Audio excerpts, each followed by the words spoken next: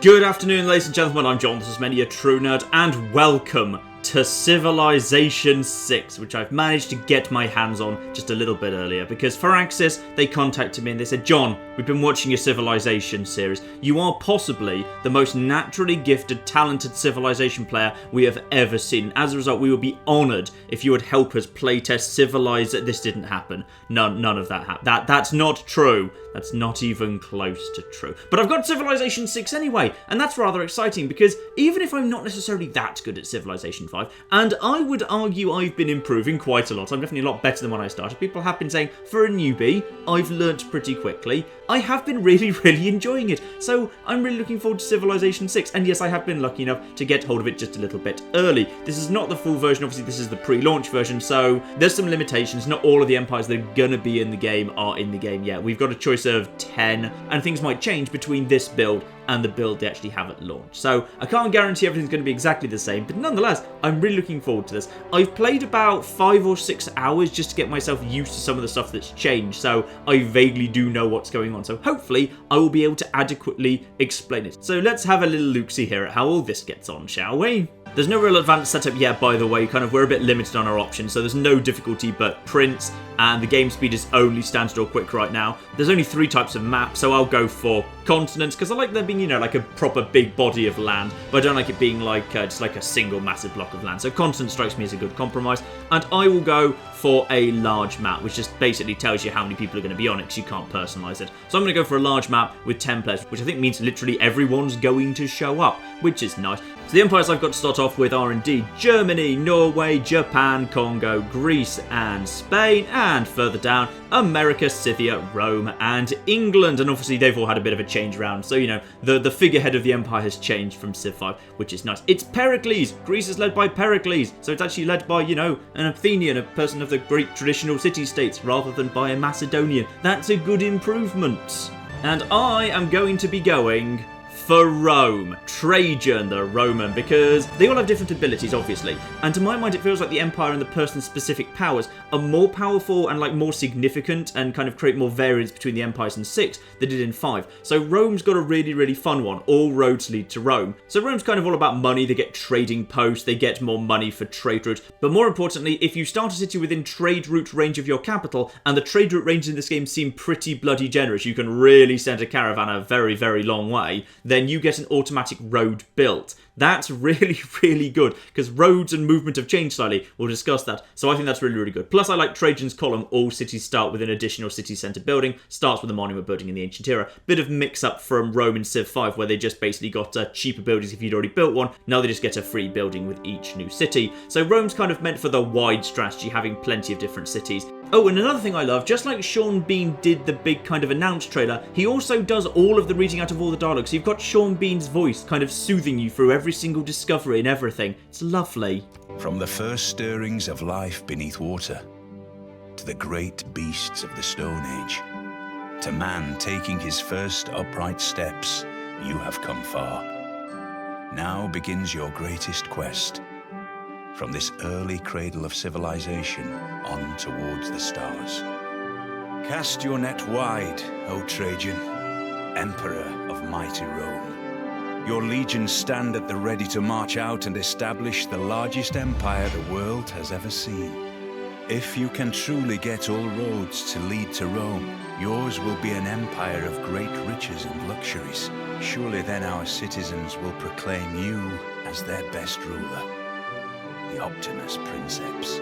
See, doesn't Sean Bean's voice just make everything better? Let's start off here and see if we've got ourselves a good spawn location. Now this is an interesting one right here.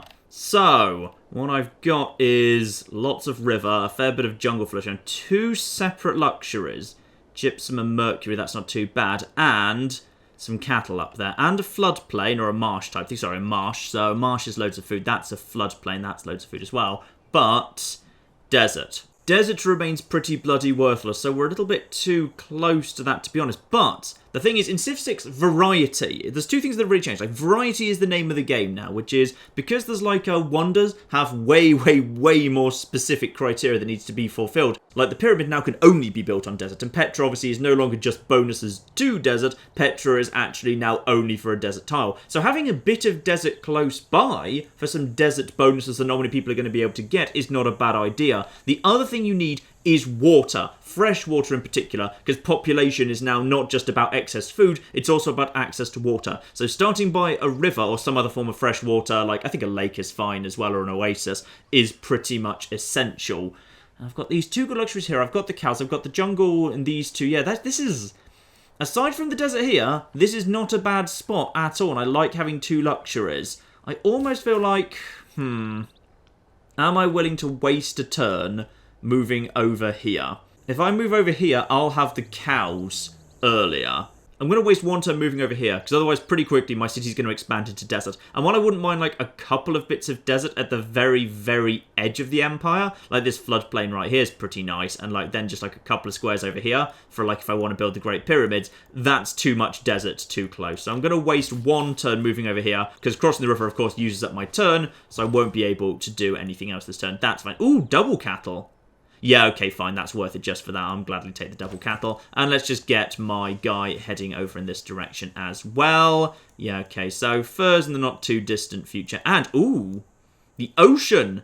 Excellent. Okay, fine. Yeah, this is a good spot for a city, because now you don't actually have to have your city on the ocean to be doing big ocean trading. I'll get into how that works in a moment, but let's just skip forward and just quickly found the new city. Next turn. Okay, fine. So I'm one turn behind, but that's fine. This right here is a bloody good spot.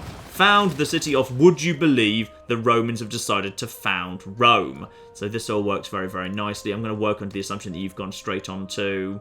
No, don't do that. Why would you do that? We need to grow. Don't do that. Do that. So, we know the sea's right there and probably loops around here. You head up this way and try and figure out what's going on for the moment. So, we've got... Okay, it feels like we might be towards the... a friendly tribe. This replaces ruins. Basically, we go into them and they give us something. So, I'll head over there and I'll speak to them in a second. Rome has limited production. That's the problem.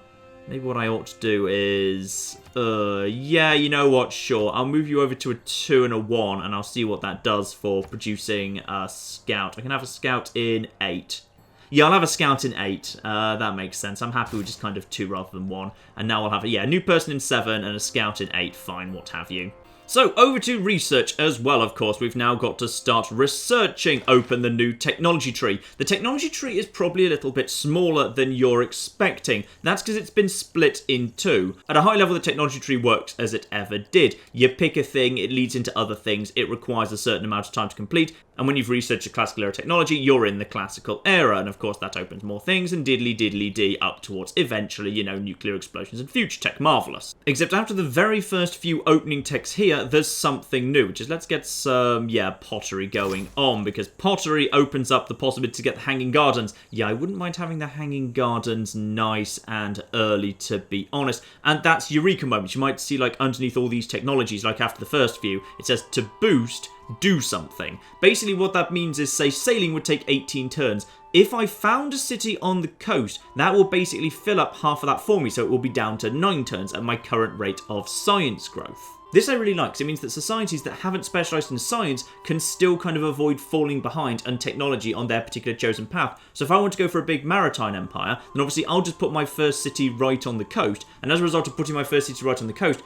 I can get sailing before anyone else can by a very, very long way. That means I can skip forward to shipbuilding early, get into classical era nice and early. That means I can pretty much guarantee myself getting the Colossus unless someone else is doing the same thing as me. And then again, even if I'm not specialising in science whatsoever, then I can basically, if I just build 2 galleys out of my basic seaside city, then I can get shipbuilding in half the time as well. So if you want to specialise, you can basically get ahead technologically, even if you're not going all in on science, which is really, really nice. And it means, like, even societies that are, like, very military or very tradey or whatever, even just, like, exploring helps out. Like, if you find a natural wonder, you can get astrology twice as quickly, and that obviously lets you rush to Stonehenge, one of the early wonders, which is basically for if you want to found a religion, because you get a free great prophet. So if you wanted to go down the religious route, you'll be wanting to send out scouts to find a natural wonder as quickly as possible. I would rather rush towards the Hanging Gardens if I can, because yeah, increased growth by 15% in all cities must be built next to a river. I've got a river close by to my city, so that's 100% fine. In addition, that will also open up plantations. I don't think I've got anything that needs a plantation right now, but it's still a useful thing to have nice and early on. So yeah, I'll be wanting to go for irrigation as soon as possible. You can also clear the marsh that way. I'm actually not sure why you'd want to clear a marsh. Marshes are quite good for the early game, and potentially something will actually use the marsh later. Because I say, variety is now the name of the game, because all of these things have very specific requirements. So if I go over to Stonehenge, for example, Stonehenge must be adjacent to a stone resource and based on flat land. Because wonders have changed. Wonders now actually need to be built, like, rather than being inside your city, or rather just kind of, you build them inside the city and they just appear, like, on the crease between hexes, they now actually occupy a full hex. So you have to have a hex that meets their requirements. So, can be a little bit on the tricky sides to do. So we'll get pottery going on. Marvellous. And we'll get to civics in a moment, but right now the basic civics is already coming in, so we don't need to worry about that. Yeah, I'm going to send this guy over here. You've already had your turn today. Oh, you've already had your turn today, never mind. So he'll go around and he'll go and introduce himself to that village over there, then he can keep exploring after that. And the city expands for the first time into the cattle. Marvellous. We'll get animal husbandry going on because that will be a very good square soon. Over into the friendly thing, and my unit has just gained some experience. Okay, so on this occasion, I just got some experience for that, and a promotion is available. Lovely. So if I run into trouble, I can improve my guy. Very nice. Okay, and we've just had our first free civic completed. Civics kind of replaces the government-y, culturally stuff from Civilization 5. It works a little bit differently. So if you've kind of just been gifted your first one after a few turns, the very basic starting point of civilization, let's change policies. Because every time a civic completes, you basically get to change your policies in your government round.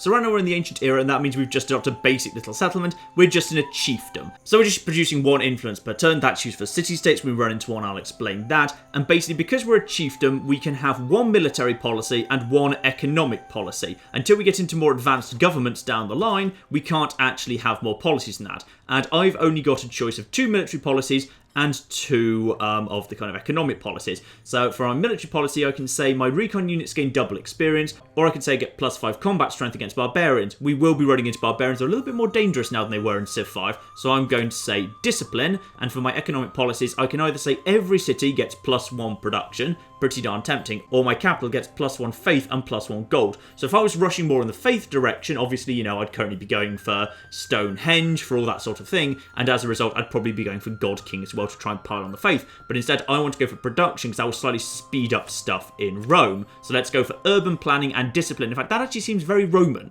Urban planning and discipline is the epitome of what made Rome Rome. So that seems very, very appropriate indeed. So now I confirm those policies. Yep, that's my new policy agenda. I now need to choose a new direction to go down. So just like, you would choose between various different forms of technology, the technology tree, there's also a civics tree. So now I can choose between foreign, trade, and craftsmanship. So the civics tree does the same thing. Now, if I want to unlock, say, new military policies that I could swap out that barbarian thing for different things for, then I basically need to unlock different civics. So craftsmanship would let me access, say, the agoge, the military policy. So plus 50% production towards ancient and classical era melee and ranged units. Very, very decent little starting point there, I would say. And over on economic policies, we've got 30% production towards builders. They're the new workers. We'll get to them in a second. Or instead, I could go for foreign trade. That would unlock traders for me. That would mean I could start declaring a joint war. Because at the beginning of the game, you have very few diplomatic options. You literally can't invite people to things like joint wars. You unlock, different, more complex diplomatic things as you go through. And some of them, don't come into the Renaissance. So I could basically, if I go down foreign trade, then early on I can say, hey, shall me and you go to war together against that other bloke?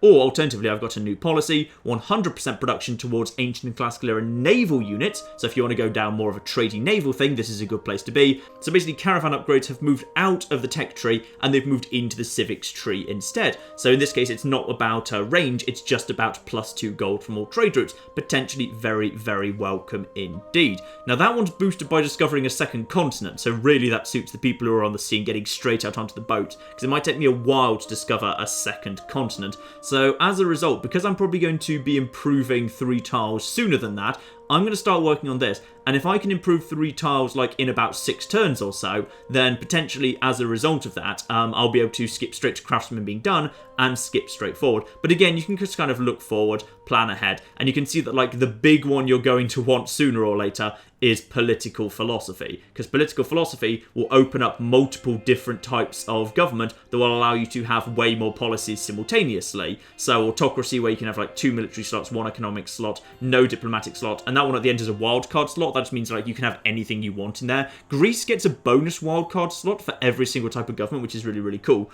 Classical Republic, which is more about economics and diplomacy and doesn't get any military strength whatsoever, or oligarchy, which is a well-balanced middle ground. And obviously we can just kind of keep swapping these around as well. So I'm going to say craftsmanship, because as I say, we'll probably get that one first anyway, so let's get going on that. Obviously, this has been determined by culture. Culture is determining how fast you're doing all of this, so, you know, working on culture, building monuments, all the classic stuff will help do this faster as well, of course. So what we've discovered up to the north as well is we do actually have, technically that might be another continent over there, in fact.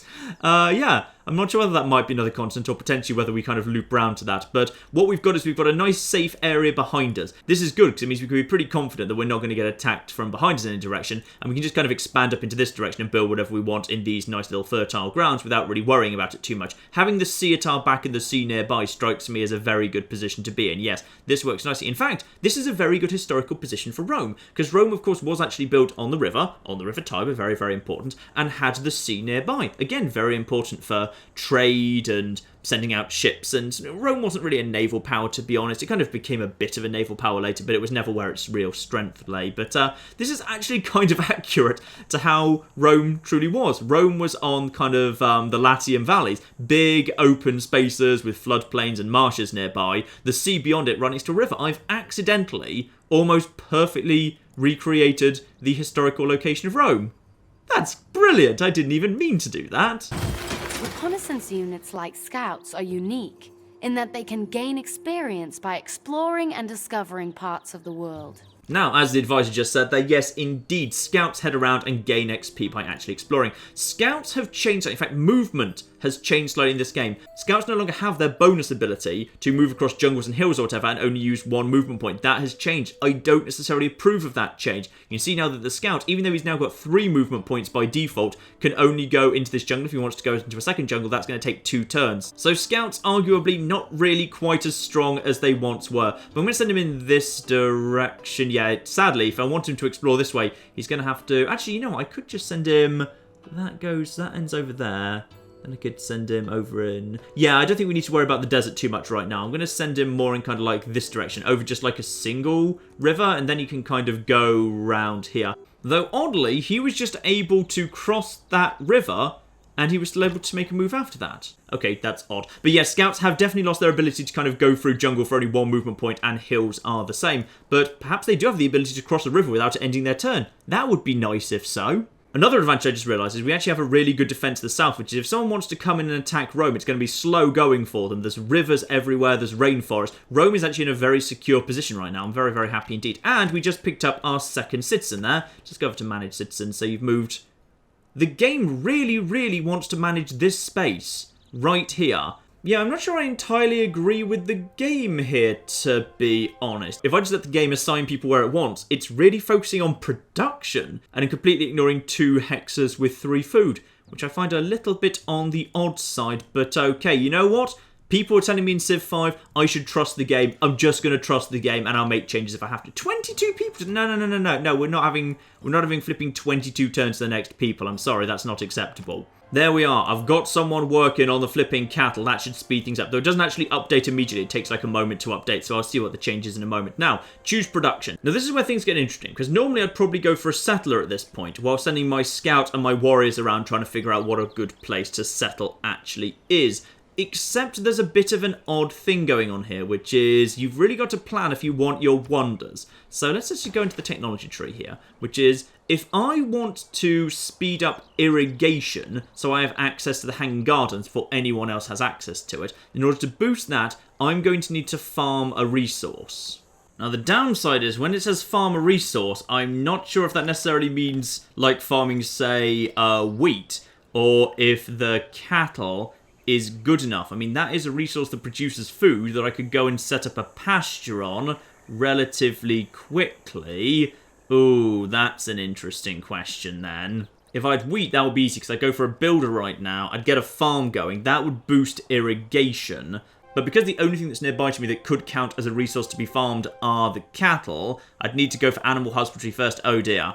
I might have just slightly screwed myself out of irrigation, or rather, I'm not able to boost it by farming a resource. So I might actually be in a spot of trouble here for the flipping hanging gardens, unfortunately, because, yeah, people who've got, say, wheat nearby would have an advantage because they could get into irrigation faster. Well, when in doubt, getting a settler underway is not the worst thing in the world. Let's just get a settler going. Oh, and that's updated the cities. Yes, so now I'm up to a new person in 8. Cities no longer stagnate when you're building a settler. What happens instead is they keep growing, but when your settler is complete, the population of your city actually drops. So one population literally moves away in the form of a settler, but your city can keep growing in the meantime. Another thing that's changed with movement, by the way, is you can no longer do the thing you could do in Civ 5, where as long as you had, like, a bit of movement point left over, you could, like, start the next stage. So this guy, of course, this warrior who's got 2 movement points, I can move him for 1 over into this basic play with a movement cost of 1, but then I can't move him up onto this hill. In Civ 5, I would have been allowed to. So sadly, movement is now a little bit slower, and the same is unfortunately true for this scout over here. So I can move him up 1 onto this here hill, but that is literally it. Now I can't move him any further because the only other spaces you could go to would require 2 movement points, so he can't actually make that move anymore. And of course, yeah, he's now affected by movement point costs as well, unfortunately.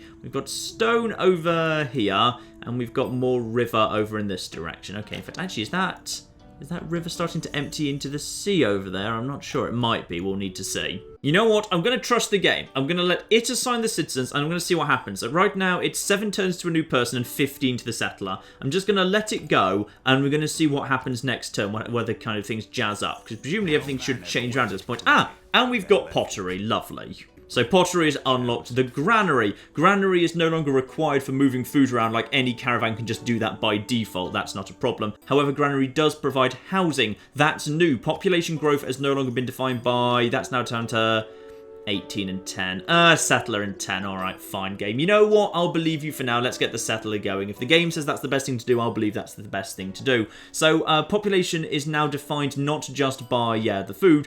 Housing is now an issue as well. Let's bring up the detailed city scroll. Basically, having excess food leads to the population growing just as it ever did, but the population cap is now defined by housing. Housing is, in the very kind of early days of a city, basically defined by access to water. Setting a city up in like the middle of nowhere where there's no oasis or river or lake or access to the sea is basically asking for trouble. That city is going to have its population capped. It will still be able to grow just fine because it will have access to plenty of food, for example, but it will reach a population cap pretty quickly. Obviously, as you go through the game, you'll unlock new technologies that you bring water in from far away, like the aqueduct, and that will solve that problem and add a ton of housing to your city. But yeah, be really careful. Water is now the name of the game. You pretty much always want to be setting your cities up, at least in the early game, right next to fresh water, and even like as you go later into the game when you've got aqueducts and whatever, pretty close to fresh water so you can bring it in from somewhere close by. Otherwise, your cities just aren't going to be able to grow. In this case, I've got 6 housing for my 2 citizens, and 1 of those housings coming from building, 5 of it is coming from the water I've got access to. So it doesn't really mean like literal housing. I think it just means the ability of the city to support the population beyond just literally shoveling food into their mouths. Because things like health, for example, increase housing as well. So that's your new population cap.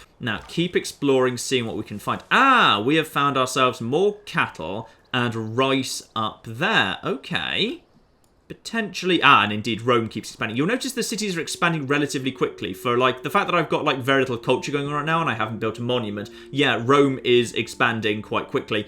Cities need to expand and get a bit bigger than they used to, just because, yeah, hexes are like, dominated by so much stuff, like districts, which we'll get into in a minute, and wonders filling up their own hexes as well. As a result of that, you kind of find yourself in a situation where like hexes get filled up so quickly that you kind of need your city to be bigger. So the cities do just seem to just like expand naturally just a little bit more as well. Let's go down over here. Let's see what we've got. Nothing major over there, to be honest. Just a fairly nice open area. We haven't run into anyone yet, which is good. That means no one's like too ridiculously close to us. And we've got, yeah, this spot here could theoretically work. Or something close by to it, just because the sea doesn't count as fresh water. Obviously, the sea is salinated water, but the crabs for some additional money, though we'd need to get sailing to make that work properly. We've got more cattle here. We've got rice here as a bonus resource. That just basically means, oh yeah, that tile there worth 4 food immediately. That would be nice for the growth. This space right here, especially as it's on a hill as well, that might not be too bad for 2 cities very close by to each other. Given Rome is kind of, you know, all about having a wide civilization, like lots of different little cities potentially. Yeah, having another one right here and just kind of trying to shut down this whole area, that might not be too bad at all. We'll think about that if we don't find anything better, and new research to be done as well. Now, if I wanted to go more down the science route, the library will become available with writing, but more importantly, the library, like many buildings, no longer goes inside your city. It goes inside the campus, a science district. The science district itself generates science based on its positioning. So, for example, it gains science for being next to rainforest tiles or other districts, and it particularly likes being next to mountains. Apparently, mountains just generate a bunch of science. So having a mountain somewhere nearby to one of your cities can be a very, very good idea indeed. Once you've got the campus set up in a particular hex, then when you build the library, it goes in that hex. Only a small number of buildings now actually exist inside your city in the way they did in Civ 5. Like, say, the granary still does and the watermill still does, but loads of buildings have to live in a dedicated hex and region outside your city, which makes them much more vulnerable to being attacked. Because while your city may be, you know, very, very tough and impervious to skirmishing attacks from barbarians and other civilizations, they can just come in and pillage your science district and your commercial district, and then basically you've lost a huge amount of money for a very long amount of time. So it can be devastating. Like, it's much more about skirmishing in the early game rather than taking over cities. But yeah, you can do a lot of damage just by heading into another rival civ and just pillaging, which I quite like. It's quite good. Anyway, still haven't found anything much better than what we already found there. And the research, what do we want to do for technology now? You see, if I went for mining, I could get a quarry going here and a mine going here, and that would certainly not be the worst things in the world either. Then I could get some real production powerhousing going on in Rome relatively early on. And obviously I'd have the luxuries brought in, which would be good for happiness as well. That would actually give me early access to the wheel, because the wheel is boosted by mining a resource, and to masonry, because masonry is boosted by building a quarry. That will give me early access to... Ooh. Tell you what. That might be a better idea right here. I could go for the pyramids. Because I do actually have some desert floating by nearby. It improves my builders, who are the new type of workers in this game. Yeah, must be built on a desert, can include floodplains without a hill.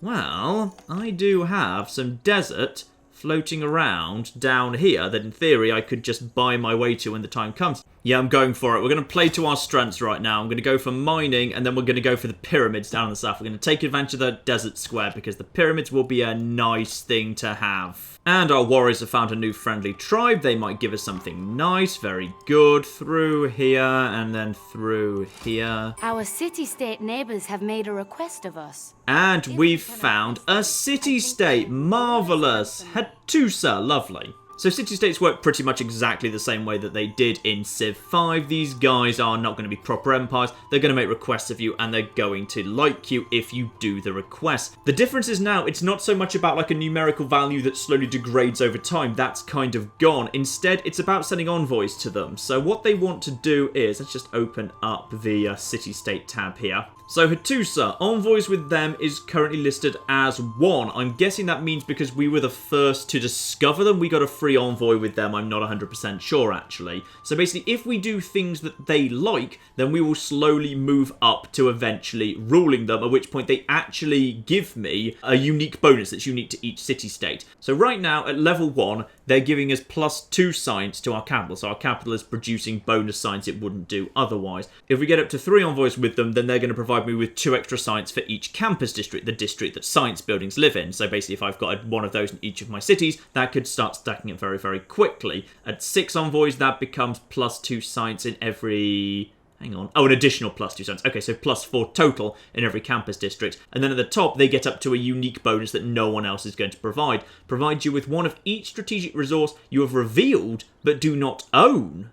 Oh my, that's actually pretty darn good. That's going to take a while, by the way. So right now we've got 1 with them, I assume, for being the first people to discover them. We are gathering influence slowly over time. So right now we have no influence points. So right now we're getting +1 influence per turn, and it's only +1 per turn because we're a chiefdom. As our government gets more advanced over time, as a result, we'll start getting more influence at a faster rate. When we've got 100, we can shove an extra envoy over to them. However, if we do their mission, that's a free envoy as well. So as a result, they want us to recruit a great scientist. If we have a great scientist, we get a free envoy with them. There's also forms of government that means, like, you know, every time you send an envoy to them, it's worth 2 or something. So we could do that as well. So city-states, very, very good. And if we want to lead them, however, you only need 3 envoys, but it needs to be 3 and also more than any other civilization, because lots of other civilizations will be throwing issues at them as well. So that's interesting. All right, we might well go and flirt with you a little bit later. We also might start thinking about, this district's okay. The problem is it doesn't actually have any luxury. That's a bonus resource and a bonus resource, which just makes those cells a bit better. And it's got the horses, but there's no luxuries around here, which kind of affects happiness quite a lot. Happiness has changed, by the way. It's by city at this point. So, oh yes, because you were the first major civilization, rather than giving us a gift of gold, they have indeed given us a gift of 1 envoy instead. Lovely. So yes, indeed, happiness is now not empire-wide. Instead, it's actually tied to an individual city. Basically, the city will just get more demanding as it grows, so as long as you provide them with enough stuff as time goes on, you'll be fine. So in this case, amenities. Amenity can be like a luxury or harvesting, or just like a nice building you've built in your area is 1, and none are required because the city's actually quite small. So this is amenities from entertainment. Okay, I don't even know what's actually providing that. What is providing that? It's either the monument or the palace. I'm not sure which one it is. So, of course, I've actually got a free monument, which is why I didn't need to build that. So I'm getting culture faster than other people immediately. So I've got a little bit of a head start as Rome in terms of, like, the civics, which is very, very nice. So, warriors go over to the friendly tribe, and, oh, we got a free recon unit. Nice. Okay, so that's just a free extra scout. Now that is worth having indeed. And, ooh. Okay, if we could find a fresh source of water around here, but again, no real luxuries, and an enemy scout. Barbarians now kind of spawn at what seems to me to be a bit of a higher rate, to be honest. They spawn scouts. Scouts wander around, try and find stuff. If they find something that looks good, they might kind of report it back to their camp, and then actual barbarian warriors start wandering around. If I can kill this guy, I will, because I should be able to win that fight, so I may as well head in this direction, have a look, see what's going on more of this continent. Yes, so we'll send him... Let's send him down into the desert, because, like, there might not be... Ah, and there's another enemy scout right there, in fact. Enemy scouts you don't need to worry about. I've never seen them, like, come in and pillage part of your city at all, so we don't need to worry about them in the slightest. I'm going to have a look-see around here so we can find... There's more gypsum down there, but I've already got gypsum. That's fine. We definitely won't be expanding into the desert just for that. So, okay, with an extra scout, that is much better, because in 8 turns, we need to know where we're sending our flipping guy. If this guy goes potentially more in this sort of a direction, maybe I want this guy to... Let's just head north over here. Let's just fill out this bit of the map. And yeah, no luxuries. Luxuries to me seem a little bit rarer than they were in Civ 5. Just a little bit anyway. So, and then that is... Oh, that's a lake, isn't it? So yes, that lake square could potentially... That counts as fresh water. So if we wanted to settle by the side of that, that would be okay for water terms. But yeah, no luxuries. Bit of an issue. Ah, this might work a little bit better, mind. Okay. So over here, this sort of an area, we've got a little bit spread out from where I want it to be, but we do indeed have a little bit more mercury. Having the double resource for the mercury would not be a bad idea, because then I could just trade the mercury for whatever it is I wanted. We've got a double rice pretty close by. We've got fresh water right here, and then we've got just like, yeah, a couple of hills. Okay, I could see this working, something around this sort of district for a city. Plus, like, I don't think there's any, like, negative consequences for being too close to Hattusa. I think, like, they never get, like, angry that you're squeezing into them or whatever. And potentially, if I were to have, yeah, I could be up on this hill here, because I'll have plenty of food around, and by the time we start reaching the population cap, I could use, like, an aqueduct, or rather a bathhouse, to, because that's the replacement for the aqueduct for the Romans, to get this fresh water up into the city. So, yeah, that there could work. Yeah, okay, we might have a location here. We are, by the grace of God, Victoria, Queen of the United Kingdom of Great Britain and Ireland. And soon, dare I say, the Empire. All the other empires are voice acted now. I quite like that. So yes, let's be friendly with everyone. Would you like to visit our nearby city and sample our hospitality, Victoria? We find this agreeable. Lovely. So, that has given me a Eureka moment. Is that my first Eureka moment? It might be. Basically, now I can produce writing twice as fast because, like, I'm really keen to get writing now I know there's other big empires out there because I don't know, we all want to have pen pals or something. When you find yourself in a hole, quit digging. Oh, Sean Bean, you make everything better. So, mining is now done. So, as soon as I've actually got a worker, or rather a builder, the replacement, I can start working on these two areas right here. Lovely. And I found... Okay, so England's scout was down here. That's what happened. Okay, so what I need to do now is figure out if I can find England. And if I can, what are they doing and are they in an area I wouldn't mind settling in? More flipping Mercury over here. This is not too bad. It's just a bit uninspiring, to be honest. But having a coastal city with a spare luxury I could trade away, plus some deer nearby, and some wheat, and it's fairly close by and easy. Like, you know, possibly this over here is a bit optimistic for my first city. I might want to save a little bit of time, though bear in mind, England are somewhere down here. Yeah, actually, just having a city on the sea right here with some wheat nearby might not be the worst thing in the world at all. Especially as actually, there'd be mountains nearby. Having mountains nearby is good because there's a bunch of wonders that require mountains in some capacity. And we're going straight into masonry because, yes, we want the pyramids as soon as possible. Lovely. Masonry, get going. I'm going to start bringing my warrior back towards home. Honestly, he's got a bit far away, and I might need him around here just in case Rome gets threatened by any barbarians. So I'm going to start him moving back, albeit a little bit on the slow side. My scout, meanwhile, can also start coming back. I think we've kind of got enough information in that direction. Instead, I'm going to start sending him down. And we've found our first barbarian encampment. Lovely. I'm going to start sending him down in kind of like this direction to try and figure out what's going on around here. Another barbarian encampment down here. Not much we can do against that for now, because yes, we would suffer a very major defeat against them. But when my warrior comes back down, maybe we'll go and clear them out in time. And Victoria has sent us a royal envoy as well. The delegation is most welcome. I'd say let's play nice with Victoria right here. In fact, let's go over to her and let's spend some money sending a delegation in her direction as well. That's just a good little way of just spending, you know, 25 gold right now to make her slowly a bit more friendly. Beautiful. So it's a bit early to be declaring a friendship between England and, yeah, it is England, not Britain. Even though Victoria was very much in the age of kind of Great Britain rather than England. But never mind, she is indeed England. But it's a bit early for friendship. Let's not worry about that for now. But let's just have a little look-see what she's got right now. Okay, so neither of us have any luxuries, but that's fine. We might be able to trade luxuries once she and me have got some going on. She also has an agenda. We know what her main agenda is. She likes civilization from her home continent and wants to expand to all continents. She doesn't like civilizations on continents where England has no city. Okay, so she's fundamentally going to be a little bit fond of me. And she has one hidden agenda, which if we get friendly enough with her, we'll be able to figure out what it is. I think that one's partly randomized, so you can't know what it is ahead of time. But she's going to be wanting to do one other thing that's going to influence her behavior. People don't just like act like they should do based on vague historical stuff anymore. They have agendas that seem to be partly randomized. So that's nice. One random scout has just showed up here. We'll just go and murder him. The scouts will be able to survive this, unfortunately, and we didn't really take any damage at all from that, so he'll probably run off and, oh, you just survived, you lucky, lucky git. So that's fine. We'll be able to finish him off next turn, or he'll just run away, to be honest. Got another scout coming over here. Yeah, we're going to need to build some more troops at some point. You do need a few more troops in the very early game than you used to, because you'll see barbarian scouts just bloody everywhere, and barbarians will come and follow up on that threat. And the civic is complete of craftsmanship. Now, because I've completed a civic, like whenever you complete a civic, you get to completely redo the government, basically. So if you want to, you can basically like change the government, but right now we only have one government that's available to us. It's just chiefdom anyway. And I've got new stuff here that I could build instead. Plus 5% combat strength against barbarians. Or now I could have 50% production towards ancient and classical era melee and ranged units.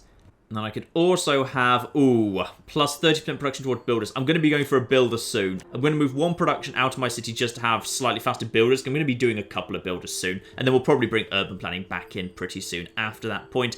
Discipline for that, or I could have faster production on all my units. Yeah, let's go for that. That seems pretty darn good. 50% production towards ancient and classical melee and ranged units. That seems good for now, though obviously we'll want to be bringing that one out later. If I was Greece, of course, I'd have a wildcard slot right now, so I could have both of them at the same time, which would be very, very nice. Yes, indeed, that's my new policy layout right there. So next, I could either unlock traders and, yeah, make trade a lot better, or I could go for state workforce, well, or military tradition, but I don't really like the sound of that one. That's kind of like getting a great general relatively early on, and, yeah, production towards heavy and light cavalry units. Well, we've not got any heavy or light cavalry units for some time, because we don't even have any flipping horses in the Empire yet. Or the state workforce. A cheap army, in addition, plus 15% production towards any ancient and classical wonders. It's going to take a little bit longer, but I can speed it up by building any district. So, but am I going to be building a district within the next, like, 10 turns or so? Probably not, to be honest. Probably a better idea to go for foreign trade instead and then start moving towards early empire, because early empire gets me a colonization plus 50% production towards settlers. Very, very good indeed. Plus, having a trader is not a bad idea at all. Yeah, let's get foreign trade going. And we have found London. It's down here. Lovely. So London is... Oh, London's got a pretty nice spot there. They've got plenty of wheat going on there on a river as well. They've got copper. They've already built one of their builders. They've got a builder going on in that direction. Hopefully, they might take care of that little kind of encampment over there for me. And then, by the way, our borders are open by default. You actually need to, like, have the right civic in play before you can even actually close or enforce your borders. So right now, I'm basically just allowed to run into London and just, like, you know, run around and explore, and it's 100% fine. So, actually, England... Admittedly, this has worked out weirdly similarly to my flipping game in Civ 5, which is the first civilization I've actually run into close by to me is England, and once again, they've ended up actually close by to a flipping desert. So, the more things change, the more they stay the same, I suppose. And my settler has appeared and the map has changed colour while I've got him highlighted. The reason for that is he's flagging what is and isn't a good space in terms of water availability, which is a very, very important thing indeed. So yes, indeed, basically, like, if you want to maximise the size your city will be able to get to, ultimately, you're going to be wanting to go for those spots that are highlighted in green and really avoid the red ones. Though, admittedly, before we make a decision... Oh, hang on. Why have you got that in red? That's a lake. That counts, doesn't it? Maybe they're saying, like, it's too close by to this city-state, so you shouldn't do it for that reason? I have no idea. But anyway, let's not worry about him for now. Let's instead just head over here, because I just want to make sure what's going over here, because I can't help but notice there's dyes and horses and potentially some good stuff over here. So I'm just going to head in this direction, just double-check what's going on, and... worth going for or not? I don't know. Let's just quickly, just keep beating up that guy. I think we've beaten up that guy before and done well. And, oh no, sorry. That was the guy we hadn't actually beaten up before. But that's fine. You just seem to get a bit of an advantage against the barbarians. They seem to be fundamentally a bit weaker for some reason. So, our settler is ready to go. The game is recommending down here. And I'm inclined to agree with the game on that one. The game's also saying this is good, giving me a pretty strong indication presumably there must be a river right here, I'm supposing. Like to the apples on the Dead Sea shore, all ashes to the taste. I have discovered the Dead Sea. Okay, that's intriguing. The Dead Sea, a natural wonder, and that has boosted my desire for astrology. Lovely, because I discovered a natural wonder. Marvellous. So, the Dead Sea, what are you providing for me? A 2-tile natural wonder. It appears as a lake and provides +2 faith, +2 culture, and fresh water. Okay, this is interesting, but unfortunately it does look like it's still surrounded by desert, so it's not worth having a city just for that. I can see there's gypsum there, there's an oasis there, there's a floodplain there, which is very, very fertile, but...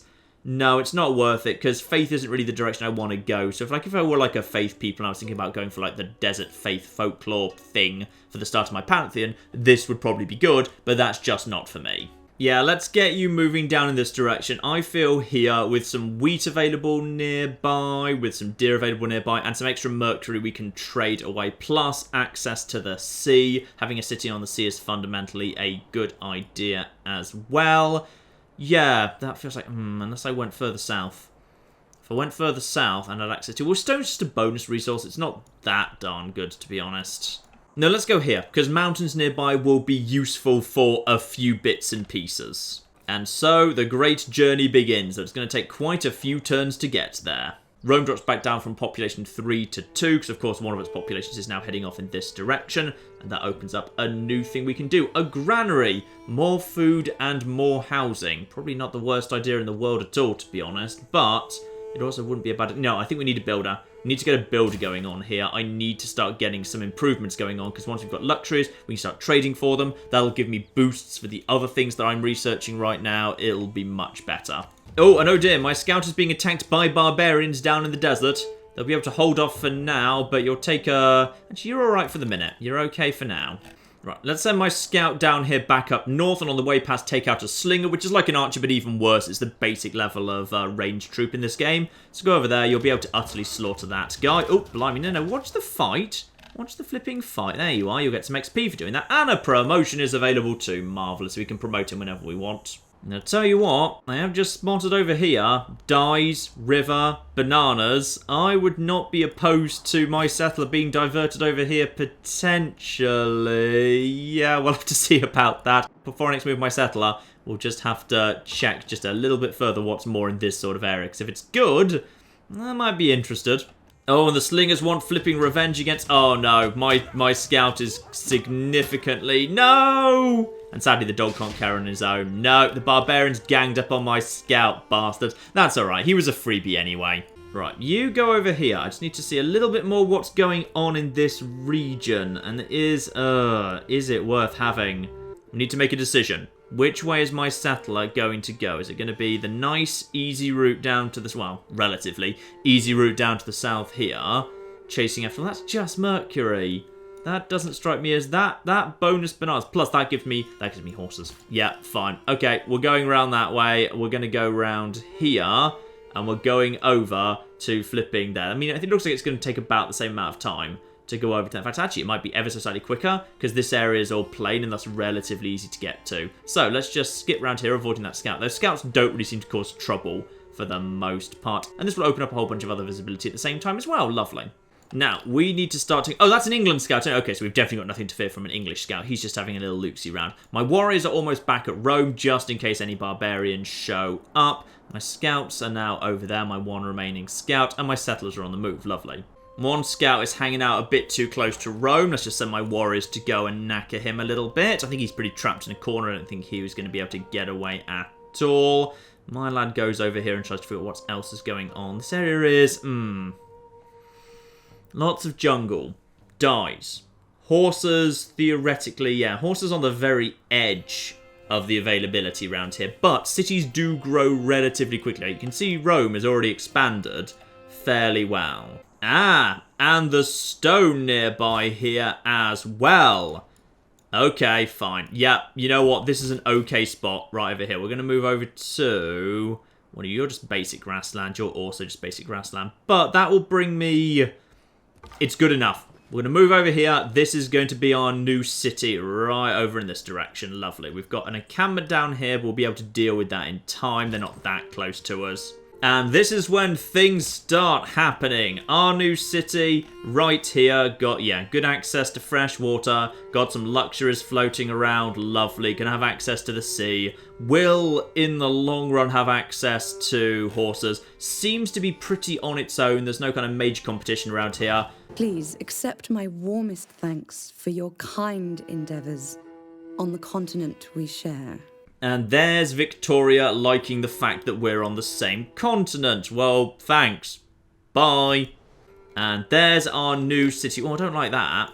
No. Can we rename you, please? Actually, I'm not sure we can yet. Or if we can, I don't see where we're going to do it. Oh, well, never mind. And our builder over in Rome is also done. So yes, this guy replaces the worker. These guys now don't hang around forever. They're temporary guys. So let's move him over here to this spot right here. And you can see he's got 3 builds left in him. If I tell him to build a quarry on this spot right here, that is a Eureka moment. So masonry has now been instantaneously completed. That's only actually saved me like a handful of turns, to be honest. But that now instantaneously happens. It doesn't take time anymore. Now he can just go around and do more stuff, though that has actually used up his. I think he had 1 movement point left, but like all his movement points are burned by doing an improvement. But yes, as a result of that, he's now got 2 charges left. After his charges are done, he just disappears. So rather than workers being a permanent thing that you move around, now they're just kind of temporary guys that have a limited number of builds in them.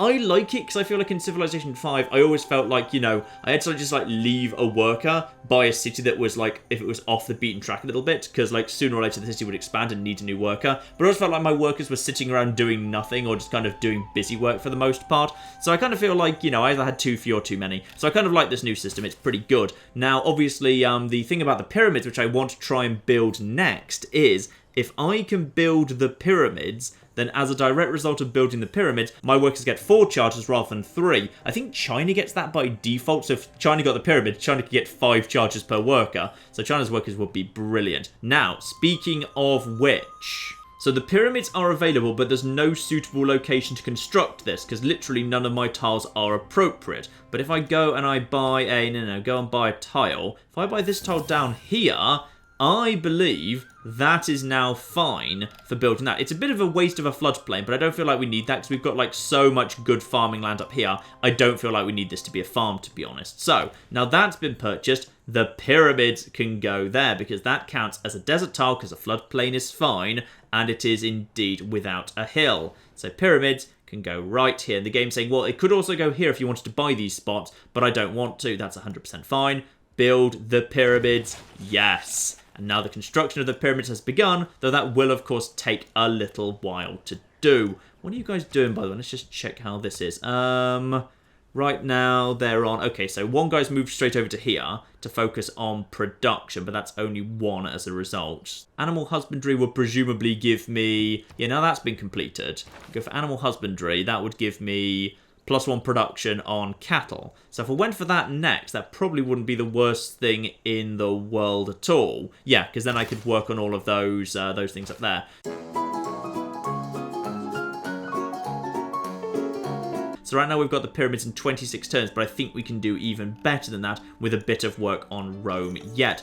Cumae, meanwhile, our brand new city by the river, and again, pretty close by to an ocean. Very, very good indeed. And most importantly of all, you'll see there, these things automatically have a road. Because of the changes in movement, where movement is now even slower than it was in Civ 5, automatic roads between cities. Oh yeah, now I can move troops and everything around much, much more easily. This is so much better. This is, yeah, very, very good indeed. I should probably send this guy down here a little bit carefully and just try and figure out what's to the south of me, just to make sure there's no nasty surprises waiting down here. But we do have a relatively quiet bit of land up here, which is good. Like, the first little test game I played, I got really crowded in really quickly. So we're all right for now. We know where London is, and there's a good chance they'll probably expand to this area over here. A little bit close to Rome, but we shall see. All right, ladies and gentlemen, I think that is enough for now. I think you've kind of got, you know, a little bit of a view of some of the basics, but this is a big game, and it's going to take a little while to show off. So I think there's going to be quite a bit of Civilization 6 this week, in fact. I don't want to turn this into like a full series where I want to take this to completion, because of course, like, there's a bunch of stuff that isn't quite fixed yet. Like, I can't set any of the advanced settings that I want. Like, I've only got, like, the 10 guys that are in the game. There's going to be a load more at launch. Like, you know, they've already announced, like, Russia and China in little trailers, but those guys aren't in this game. So, like, I will do a full Civ 6 series, absolutely. But I'd rather this be just, like, a little bit of a little series. So there'll be more, probably tomorrow, in fact, and then probably the day after that, and probably for a few more days for however long I fancy playing with this fun little world here. But this is Civilization 6. I personally think it's gorgeous. I love the new visual style, by the way. I think it's really, really lovely. I like the kind of the map being unveiled, and like, you know, when you're not seeing it directly, it like looks like a map and stuff. That's like really, really cool. I like the changes. I like the builders. I'm not so keen on the movement. The changes to the movement system I find kind of feels like it slows things down a bit. But I guess, like, you know, it's more supposed to be about, one, giving an advantage to the troops that do get movement advantages. Like Congo have a bunch of troops that can move through, like, forest and jungle or whatever really, really quickly. And I suppose it, like, incentivizes you to be building more and more roads. So, we'll get into a bit more next time, ladies and gentlemen. But in the meantime, I've been John. This has been many a true nerd. And this has been the really rather excellent Civilization 6. Thank you very much, and goodbye. And our guys go in, and I think we completely missed. We totally missed. And a double charge.